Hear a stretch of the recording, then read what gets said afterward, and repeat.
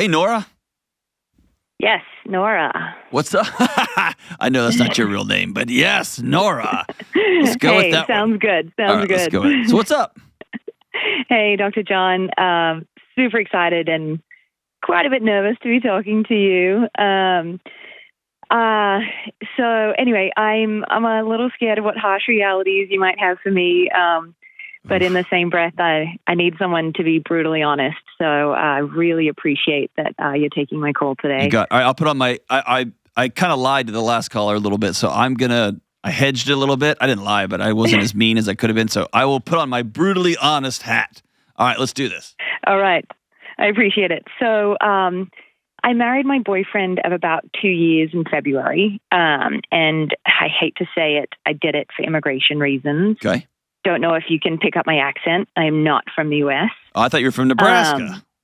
Right? I know. Everyone says you are from the South, right? And I'm like, I am. Fantastic. Really, really far south.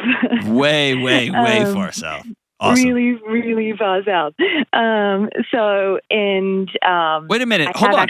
Our immigration policy and process here is like clean as a whistle. Yeah, it's just smooth, it's beautiful, and simple. Everybody's on the same page. I don't know why you had to do this, amazing. but yeah. I know, right? Amazing. You know, been here over 12 years, and they're like, "Come on in, please stay." Please stay. Oh my gosh, I'm so sorry. All right, so you've been here 12 years. You married this guy, and I'm assuming it's not going great. It is not going great. It is going terribly. How come? We fight all the time. And this is before marriage. And our lawyer, who is wonderful, obviously we didn't say, hey, we fight all the time. Should we get married? She's like, great idea. She, obviously gave us all our options, said, look, this is the best one. We were like, great idea. Let's do it.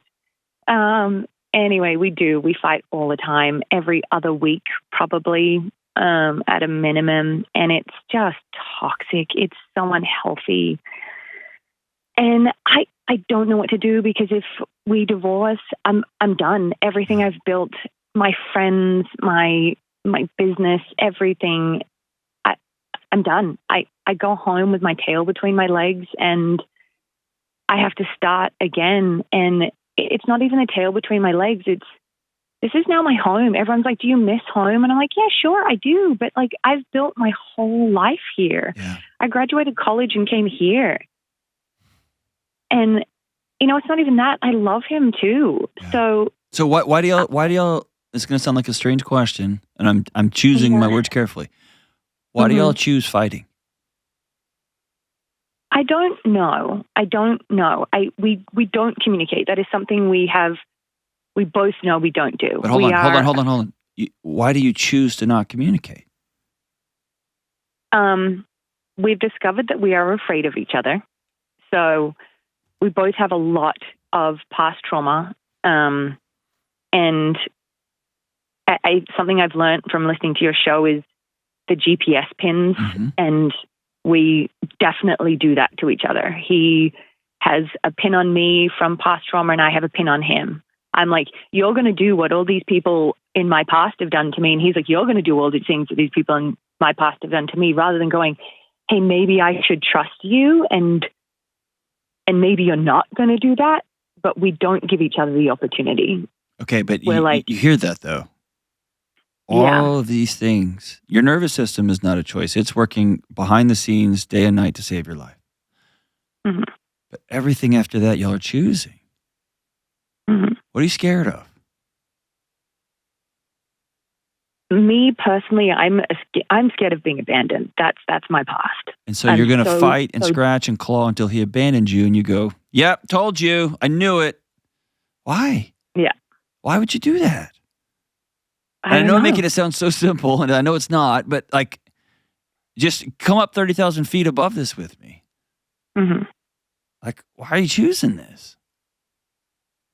I don't know. You love this guy? And honestly, I do. And you will not be surprised when I tell you, every time we fight, I'm out. I run. Every time. Of course you do. Why? Like, and his issue is what's his issue? He was lied to by his family up until he's in his 40s, and up until about 5 years ago, he found out that he's dad is not his dad. Good gosh. So everything he knows is a lie, right? It's not, but that's the way it feels. Yeah. And so he does not like lying, obviously. So if I even give a mistruth, like I'm wearing blue socks and they're actually black, he's like, you lied to me. Yeah, but that's his nervous system. Yeah. That's his body going to war. It's fight or flight, instant. Mm-hmm. Yeah. Like I'm making it sound so trite, and I know that. Okay, I'm doing that on purpose. We don't have a ton of time together. But if you called and said this dude is super abusive, or I hate this guy, I did this just for this, I hate the guy, I don't like being around him, his breath is terrible, he's gross, he's an awful, like romantic, he's the worst. I would tell you, you got some really hard choices ahead. Mm-hmm. But let's take. In a way, it's going to sound awful. In a way, I'm kind of glad you have this huge cliff in front of you because it's making you think twice about abandoning this relationship. Because I think you actually do like this guy.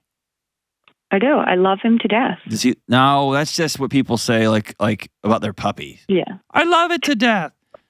I think you actually like this guy. I do. I don't think you'd be calling if you didn't. And you're too wise. You're smart, but you're wise. And I think he likes you too, huh? Yeah. Yeah. And so it's not uncommon to be married. Y'all, what, 9 months in, 10 months in now? I'm sorry, like 4 or 5, huh? 4 months in, yeah. Okay. What does it look like to sit down from each other and say, okay, we can't keep doing this? One or both of us are going to have to risk getting hurt really bad. But say, I love you, I'm going to stop fighting. Is that possible? He's 40. How old are you? I'm almost 40. Okay, so he's in his mid-40s. Y'all have been living by yourselves for a long time, right? Y'all are pretty independent people. From my perspective, it feels like something y'all could figure out and choose. I'm going to choose healing, and I'm going to choose the discomfort instead of choosing to run and fight and scratch and claw and push people away and then point at them and go, see, I told you, I knew you would do this. It's just, I mean, you got to choose your heart here. Yeah. And you can choose hard, like figuring out how to find a new life in a new country, a new old country, and let everything go, or choose hard, like I'm going to choose to be relationally vulnerable and it's going to scare me to freaking death. But for whatever reason I did it, I said I do. Now here, like I haven't looked at the data in a couple of years, and so I'm talking about old data, but the last time I took a cursory look at it, arranged marriages do as well or a little bit better as marriages that are for quote unquote romance and ooey gooey. People just choose, we're married. We're just going to figure this out. So I've got a ton of hope for you guys. If y'all both sat down like adults and said, all right, I'm going to quit fighting. We're acting like children because our nervous systems are still children. And I will never, ever, ever lie to you again. Ever. Yeah. And I will never run from an argument ever again. Yeah. And here's what I want. Here's what I need. Yeah. Will you? It's interesting. You say that we tried to talk yesterday, and it started off as 2 children fighting, and it ended as 2 adults. Yeah. And it was probably the best argument, quote unquote, we've had. And I said that. I was like, we are acting like teenagers. We're acting like children fighting, and we are, I'm nearly in my 40s. You are in your 40s, and this is ridiculous. And you're both asking the same childhood question that haunts us all. Now that you see all of me, do you still love me? And when your body gets asked that question, you haul ass out of there. And when his body gets asked that question, he's like, I'm untethered to everything. My dad's not even my dad. And so y'all have to know that. That's a 17-year-old or 16-year-old response to that question is to run and hide and pout and be mad and withhold and be angry and all those things. That's a normal 17-year-old response. It's not a 40-year-old response. 40-year-old response says, whoa, whoa, whoa, whoa, whoa. I'm putting both hands on the table. And my body feels super scared right now. Are you in this with me? Yes. Okay, give me 1 second. I'm going to breathe through this and we're going to keep going. Yeah. Right? And we're going to keep going. Yeah. I mean, and so as I'm saying this out loud, does the thought of this give you peace, or is the thought of this like, ugh? No, it gives me so much peace. Like my heart rate has just come down. Okay. Like what if he has to go first? Yeah. And here's the deal. Here's what sucks about this. The great Esther Perel says this: all relationship, whether you've been married for 4 months, you've been married for 45 years, every morning you get up and you present yourself to somebody else, hoping that they still love you. Yeah. It's a risk. And so you can sit down tonight and say, okay, I talked to this moron on a podcast, and here's like what I want to try. Mm-hmm. This part is hard, living every day like we're in tension, like we're fighting, we're scratching and clawing. This is hard. And both of us choosing that we love each other, and we are going to gently and quietly and sometimes vigorously figure this thing out. Mm-hmm. Will you do that with me? Yeah. I think that sounds amazing. He can look at you and say, screw you, I quit. He can do that. Yeah. Right? Yeah. And the worst case scenario is you have to pack up and move. And it's already the worst case scenario is already the worst case scenario. All right. Mm-hmm. Okay, let me flip this around. How's the romance? It's actually pretty good. Pretty good, or like we're 40 and we still got it? Oh no, we're 40 and we still got it. Okay, that's what I'm talking about. There's still passion there, right? Yeah. Yes. Yeah. What do you do for a living? Give me a roundabout. I'm in the medical field. Okay. What about him? He runs his own business. Okay. In construction. He's successful? Yeah. You're successful? Yeah. All right. You got two highly successful, highly opinionated alphas sitting down, and their 14-year-olds are running the show. Stop. Fair? Yeah. Yeah. And I also want you to make space for that 14-year-old that's still scared to death of getting her heart broken. Mm-hmm. And I want him to make space for that 39-year-old that just found out his dad's not his real dad. Mm-hmm. Because those, I made the call yesterday to my wife on the way to work. I am sorry that I just acted like a child, and I took out my shame as a husband, and I was late, so much so that my wife started grabbing her purse and grabbing her shoes to take my son to school. I was beyond normal John late. And then I got ashamed, and I was like, what are you doing? And she was like, I'm taking him to school. And I was like, I'm going to. And then on the way to work, I called and said, I'm so sorry. That's my biggest, like, I suck as a grown-up because I'm late everywhere, and it just is embarrassing to me that you're about to blow your whole morning to take him 40 minutes out of the way. And she laughed and said, I forgive you. And I said, I'm still growing. Like, that's going to still happen. It's still part of it. Yeah, and I hate to say it's good to hear that other people, that seem so perfect on the outside have... Me? Struggles too. Nora, you cannot have listened to the show more than twice to know I'm the least perfect there is. There is. No, man. I am super fun to be married to, and I am a nightmare to be married to. Yeah. Right? And so it's both and. Everyone's got their stuff. Yeah. But I think it's just deciding, like, hey, we can make a choice. Yep, our bodies are going to take off on us, and our bodies are going to go to fight or flight. They're going to try to protect us at all costs. But we can make a choice as to what to do next. And I'm always going to choose you. And I'm always going to choose honesty. And I'm never going to run from you. And I need you, honey. Yes, you found out a bombshell. I need you to go to counseling and work through that. And not everything in your life was a lie. Not everything in your life wasn't true. I'm here. I'm not a lie.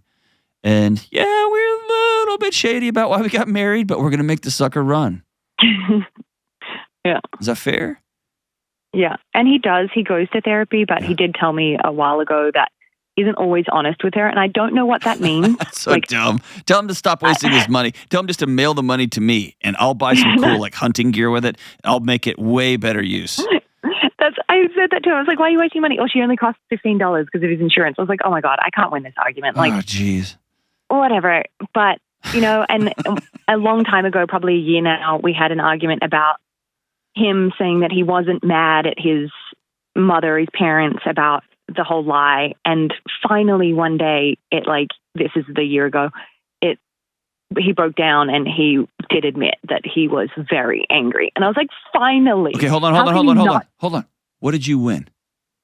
Well, I didn't win. That's what I mean. No. In your guts, you needed to win that exchange. Because Okay, what did you win? Just that I needed him to admit Why? that he did. Why did you need that? Because he kept on saying that. Why did you need that? I don't know. Of course you're right. Of course. 100% you're right. But why did you need to win that exchange? I wanted him to understand that keeping it inside, or just feel that keeping it inside was killing him. Mm-hmm. It is. It was killing him. Okay, so you can fight him, or you can put one hand on the back of his neck and one hand on the side of his face. And that, by the way, that calms the nervous system. Okay. And you can say, I love you. And I don't see a possible way in the world that if somebody did that to me that I wouldn't be enraged. Mm-hmm. I also know that's scary to say out loud. Yeah. I love you. And never forget, secrets will kill you. I'm always a safe place. And you walk away. Yeah. Because it's not an exchange. If you versus him and you win, you both lose. Yeah, that's true. And so, I'm not going to fight you. I know on that one, I know I'm right. And I'm going to be here whenever you're ready. And eventually he was ready. He just had to take a loss for it. And so he's got to make up for that loss somewhere else. The same as at his company, when the pipe comes in more expensive, he's got to make cuts over here on the wood, right? He's got to figure it out, how to balance the sheet. I ain't balancing the sheet with my wife. We're on the same team. Yeah, that's true. Is that fair? And you're right, because I felt guilty afterwards. It's like having siblings, and you take something from them, and when you're a kid and you're like, haha, I got the red crayon. And then you're like, that doesn't feel as good as I thought it was going to. Exactly. And if you're like most of us, you make him feel bad for making you feel guilty. Yeah. Don't do that. All of these are grown-up choices. All of them. Yeah. Here's what my hope is. My most sincere hope. I hope you and him call on your 1-year anniversary. Okay. And we will cheer the crap out of it. We'll celebrate you so big, it'll be amazing. Okay. Or better yet, come to Nashville. How about this? Better yet. Okay. You can be my guest at the Money and Marriage event in Nashville, Tennessee in October. Be my guest. I'll pay for your tickets. Oh my God, that would be amazing. Y'all got to come down, but I'll pay for your tickets. All right. Is that on? Stay on the line. We're going to get your number if you want to stay. It's completely sold out. We'll find somewhere in the building for you. I even tried to get my friends, and they're like, yeah, we have no, but we'll get you in the building. You're in if you all want to come down to Nashville. And y'all are wealthy enough you can afford it, and you can come down, and it'll be a blast. You're amazing, Dr. John. Thank you so much. Yeah. All right, same team. I really appreciate you. All right, in 6 months, we're going to have a celebration on this show for your 1-year anniversary, if you choose to stay. And for everybody listening, it does sound like I tried to pressure them to stay. I'm biased, 100%. And that pressure came from, I believe in her guts that she wants to figure this thing out. Not just because she doesn't want to get deported. She wants to figure this out because I think she actually likes this guy. I think he might be actually worth the fight to figure it all out. Whew, it's going to be hard because you got 2 adults who are entrenched and successful, and they've been doing their life their way for a long time. And I think they can figure it out. And man, what a story this will be. Thanks for the call, Nora. You're rad.